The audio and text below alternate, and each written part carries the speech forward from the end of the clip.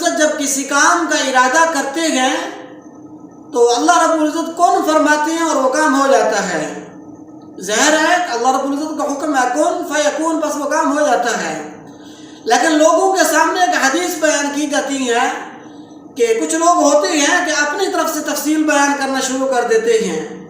ایک چیز رسول اللہ نے نہیں بیان کی، ایک چیز قرآن پاک کے اندر مفسرین نے، محدثین نے اس کا تذکرہ نہیں کیا۔ ان کی عادت ہوتی ہے کہ اپنے آپ کو مفسر ثابت کرنے کی، ان کی عادت ہوتی ہے اپنے آپ کو محدث ثابت کرنے کی، کہ رسول اللہ صلی اللہ علیہ وسلم کا یہ فرمان بیان کیا جاتا ہے لوگوں کے سامنے کہ اللہ رب العزت جب کن فرماتے ہیں، کاف اور نون کے ملنے سے پہلے وہ کام وجود میں آ جاتا ہے، آ سکتا ہے، ہمارا یقین ہے، ہمارا عقیدہ ہے۔ لیکن یہ حدیث نہیں ہے کہ اللہ رب العزت جب کن فرماتے ہیں کاف اور نون کے ملنے سے پہلے وہ کام ہو جاتا ہے۔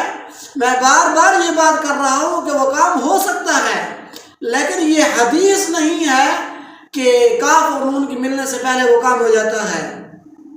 اور ایسے ہی حدیث بیان کی جاتی ہے کہ اطلب العلم ولو بالصین، کہ علم حاصل کرو اگرچہ تمہیں چین ہی کیوں نہ جانا پڑے۔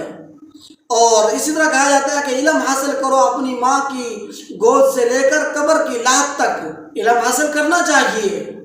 علم حاصل کرنے کے لیے چین بھی جانا چاہیے، لیکن یہ حدیث نہیں ہے، اس کو حدیث رسول بنانا، رسول اللہ کی طرف اس کی نسبت کرنا اپنے آپ کو جہنم کے گڑھے میں ڈالنے والی بات ہے۔